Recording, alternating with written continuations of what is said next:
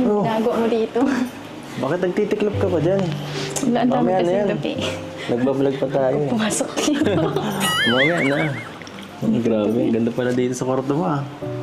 Grabe, ang cute ah. Ang dami. Kita mo tuloy. Grabe, ang ganda pala dito ah. Mukhang komportable ka dito ah. Dami kong picture dito. Yung nagsabi sa'yo pumasok ka. Huh?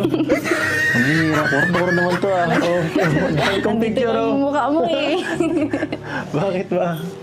Ay, grabe, dami mong ano. Dami mong inspirasyon dito ah. Sa kwarto na to. Ay, ano. Grabe dito ah. Para dito ano. Para ka ditong nasa microwave. Init. Dumatay ako. Ito pa rin tupi. Ah, sarap dito ah. Sarap dito ah. Mas maganda pa to sa kama ko. Ay, siguro. Kaya pala Grabe kasi. kaya Yung siguro di ka na responsibility. minsan nakakapag-online eh. Siguro maghapon ka dito tulog.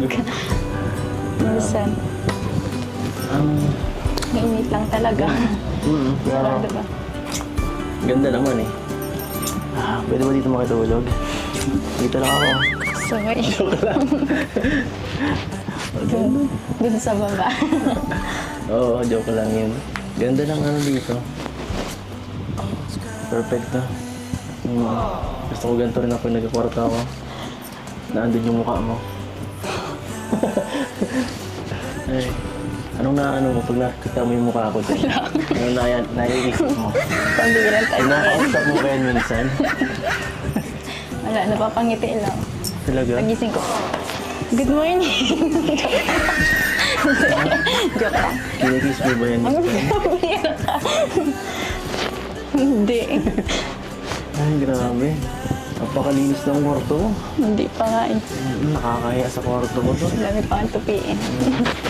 Sa akin, ang gulo din eh. Mas magulo sa akin. Buti ba ito? Ang ganda-ganda dito. Ganda pa ng mayari. Basta tayo.